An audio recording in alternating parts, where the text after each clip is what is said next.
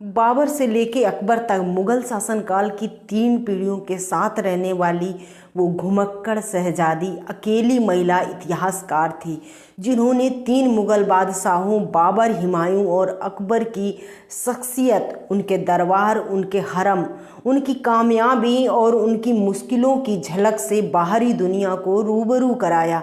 नमस्ते, मैं हूँ जिया।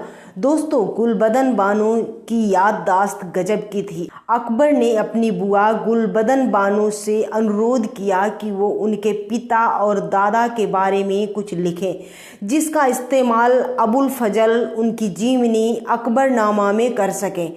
इसके बाद ही गुलबदन बानो ने हुमायूं नामा लिखा, जिसमें उन्होंने हुमायूं के जीवन के सभी पक्षों का जीवंत रूप से उल्लेख किया है।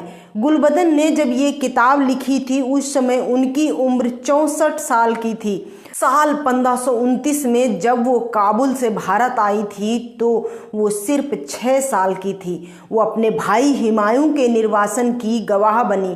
बाबर बहुत दिनों तक जीवित नहीं रह पाए थे। गुलबदन बेगम बाबर की बेटी थी। गुलबदन बेगम का जन्म 1523 ईस्वी में काबुल में हुआ।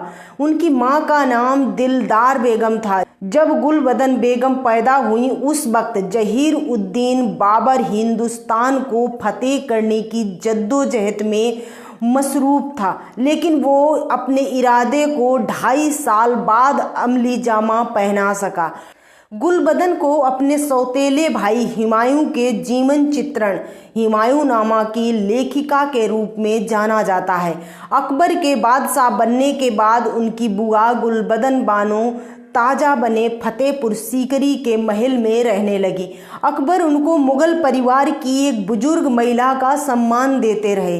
पहले 2 मुगल सम्राटों के साथ रहने वाली गुलबदन अब अपने भतीजे के महल में रह रही थी। वो मुगल खानदान की पहली महिला थी जिन्होंने हजारों मील दूर सऊदी अरब में हज पर जाने का फैसला किया। अकबर ने उनके इस फैसले का समर्थन किया। उनके दल में कुल 11 महिलाएं थीं।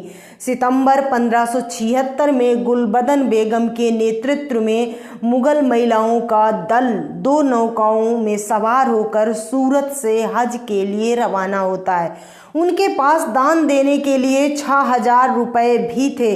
उनके दल में कुछ पुरुष भी थे, क्योंकि उस दौर में पुरुषों के बिना महिलाओं की यात्रा करने की कल्पना भी नहीं की जा सकती। लेकिन ये साफ था कि इस यात्रा में सभी बड़े फैसले गुलबदन बानो ही ले रही थी। गुलबदन मक्का में पूरे 4 साल रही। उनके वहां पहुंचने के 1 साल के अंदर ही वहां के शासक सुल्तान मुराद तृतीय ने उन्हें और उनके साथियों को वहां से निकालने का आदेश दे दिया। 2 साल बाद 1580 में ये आदेश दोबारा दे दिया गया। इस तरह के 5 आदेश आज भी तुर्की के राष्ट्रीय अभिलेखागार में सुरक्षित हैं। अरब शासक मुराद की नाराजगी की वजह थी कि ये महिलाएं लोगों का ध्यान अपनी ओर आकर्षित करती हैं। जहां जहां ये जाती हैं उन्हें देखने के लिए लोगों की भीड़ उमड़ जाती है। गुलबदन सिर्फ मक्का में ही नहीं रुकी, उन्होंने अरब के दूसरे शहरों की भी सैर की और मार्च 1580 में गुलबदन अपने पूरे अमले के साथ तेजराव नामक नौका पर जेद्दाह से भारत के लिए रवाना हुई। लेकिन अदन के नज़दीक वो नौका टूट गई और गुलबदन को अपने साथियों के साथ अदन में 7 महीने बिताने पड़े। जब वो सूरत पहुंची तो उन्हें भारत छोड़े पूरे 7 साल हो चुके थे। सूरत पहुंचने के बाद वो फतेहपुर सीकरी के लिए रवाना हुई। बादशाह अकबर ने हज पार्टी का स्वागत करने के लिए 13 साल के शाहजादे सलीम को उन्हें रिसीव करने के लिए अजमेर भेजा। रास्ते में वो मोइनुद्दीन चिश्ती की मजार पर जियारत करने के लिए रुकी। अकबर ने सीकरी से 37 मील दूर खानवा में आकर अपनी बुआ का स्वागत किया। जब वो सीकरी पहुंचती हैं तो लोग उनके स्वागत में सड़कों पर उतर आते हैं। गुलबदन ने अपने जीवन के अगले 20 साल अकबर के साथ बिताए। साल 1603 में 80 वर्ष की उम्र में उनका देहांत हो गया। उस समय उनकी भाभी और अकबर की मां हमीदा बानो उनके बगल में बैठी थी।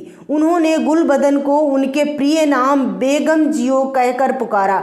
गुलबदन ने अपनी आंखें खोलीं और हमीदा बानो की ओर देखकर कहा, मेरा सफ़र खत्म हुआ, खुदा तुम्हें लंबी उम्र दे। गुलबदन की मौत से अकबर को बहुत सदमा पहुंचा।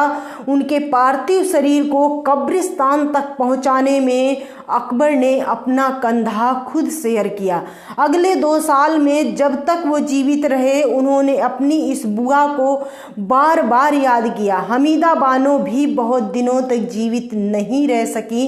1 साल बाद 1604 में उन्होंने भी अपने प्राण त्याग दिए। अकबर ने उनके शोक में अपने सिर के बाल और दाढ़ी कटवा ली। दोस्तों, तो ये कहानी है गुलबदन बेगम की, यानी कि अकबर के बुआ की। वीडियो पसंद आए तो वीडियो को लाइक शेयर कमेंट करें, चैनल को सब्सक्राइब जरूर करें। मिलती हूँ अगली वीडियो में, तब तक के लिए धन्यवाद।